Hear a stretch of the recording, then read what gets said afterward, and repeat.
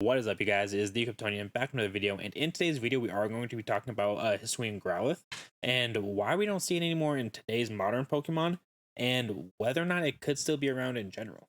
And before I go ahead and do that deep dive into why we don't see Hisuian Growlithe anymore, if you guys go ahead and check that like button and hit that subscribe button as well, I would greatly appreciate it. Now, going all the way back to Kanto when we've got our first fossils in the very first games, there's been a couple different theories floating around on why Pokemon go extinct and whether or not it's humans' fault or natural disaster, stuff like that. But I'm only going to focus on like 3 or 4 of the main ones just because some of them are pretty far-fetched, and so I'm going to kind of deal with the ones that make a little more sense. Now, the first one I'm going to start off with is the natural disasters one, and by natural disasters, I do mean earthquakes. And that theory has kind of been floating around a while because of a certain trend that goes on with fossil Pokemon up until Generation 8, which doesn't really ruin it in general, but there are some things that kind of make it seem like it's not the actual reason why Pokemon are going extinct. Now, the reason that it isn't completely far-fetched that earthquakes took out a lot of these Pokemon is because, theoretically, the Pokemon realm in general is on a planet, right? Similar to Earth, water, mountains, that kind of thing, land. So there should be like tectonic plates, and the tectonic plates should shift, and so earthquakes could be a natural disaster that happens. And a lot of people chose the fact that earthquake is a move that Pokemon can create in kind of like a little mini seismic activity on the battlefield that could actually impact Pokemon in the real world. And up until Generation 8, every single fossil Pokemon, which extinct Pokemon, have been part rock type. And as we know, rock types are weak against ground types. So the theory behind it is that an earthquake happened. All these rock types got hurt because of it. They took damage, I guess. And they're technically like prehistoric, and so not a lot of humans around. So there could be instances where the Pokemon got trapped or just badly damaged, and they couldn't really go heal, and eventually just kind of killed off without any human interaction. Now, there's a couple reasons why this doesn't necessarily make sense, is because not all rock types went extinct. So unless those rock types just happen to be the ones closer to the rare human civilizations that were in the prehistoric Pokemon times, that doesn't make too much sense. Also, a couple of them that went extinct, like Aerodactyl and Archeops, and Archon, I guess, are part flying. Now, if the earthquakes happened at night, theoretically the Pokemon would be sleeping and they'd take the whole damage, because the reason ground type moves don't affect flying types is because they're levitating. But if they're sleeping on the ground, technically, I guess it would hit them. I don't really know that much, but the whole flying aspect of it and the fact that not all rock types got hurt and are extinct from this event kind of leads me to believe that that's probably not the reason. And with Growlithe being part rock type, that kind of has been thrown out there a little bit too. I just don't see that as the problem, especially since usually when they have like higher mountains and stuff like that, there's not a lot of, I'm gonna say, seismic activity like earthquakes near the mountain ranges in general. They're mostly like coastal stuff like that. So I don't see that as big of an issue as some of these other ones. Now, tailing the whole earthquake theory aside, there is one that makes a little more sense than the earthquake one, but I still don't think is the right answer, and that's Pokemon Poachers. Now, we've seen Pokemon Poachers in the games, and like kind of in the games and in the main series anime.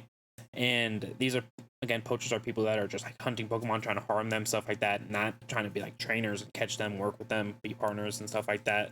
So people who wish to do harm to Pokemon. And there's also been some poachers like getting antlers and stuff of Pokemon, which Stantler, which actually has an evolution in this game as well.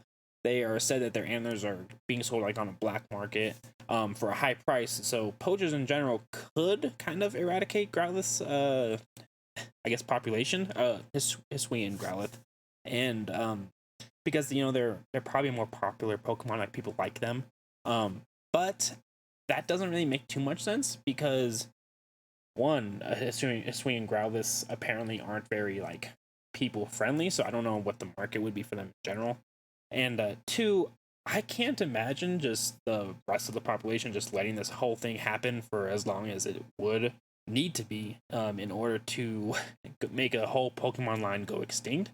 So I just don't see Pokemon Poachers being a huge reason. I mean, they could have made a dent, but I don't think they by themselves can make a whole population go extinct. So Poachers doesn't really make sense either. So that one's kind of counted out. Now, this next one I want to talk about doesn't really impact Growlithe or Hisuian Growlithe as much, but it does impact the whole Scyther Cleaver thing. And it's the lack of minerals like that be left with people using those same minerals or harvesting them, whatever you want to call it, and them just not being found as much naturally.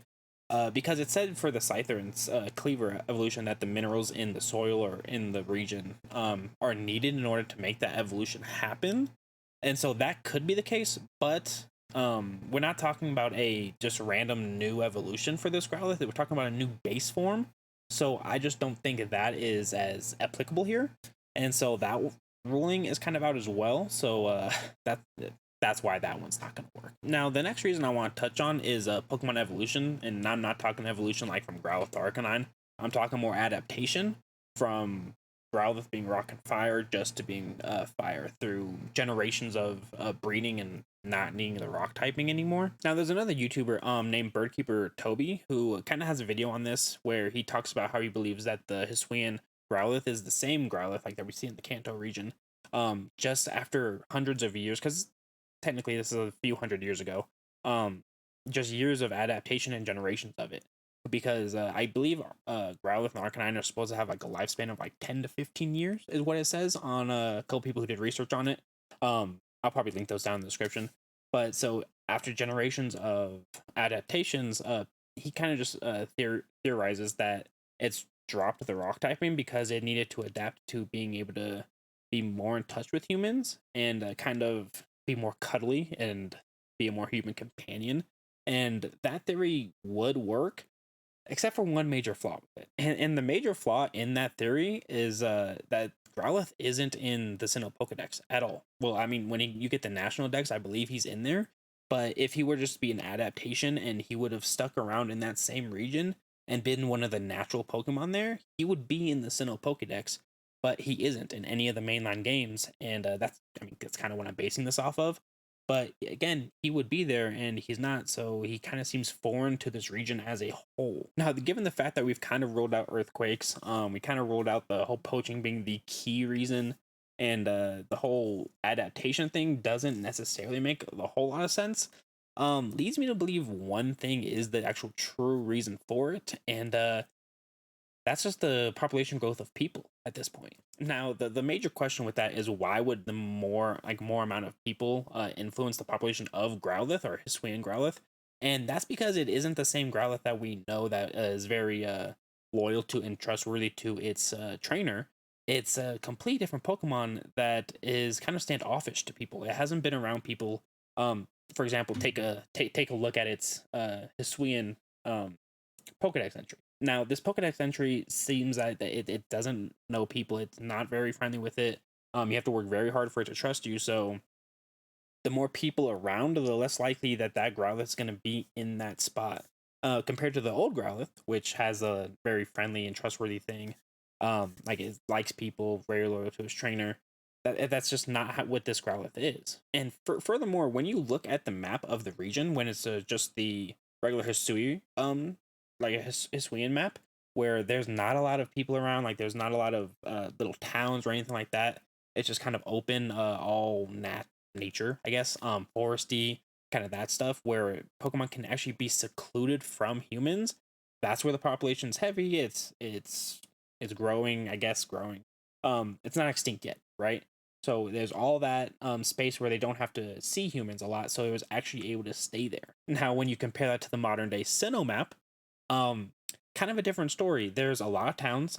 There's not a lot of open spaces outside of the mountain. Really, that splits Sinnoh basically right down the middle. And as you can see, they're pretty snowy mountains. As a fire type, I wouldn't want to be in the cold. Doesn't really make sense that way.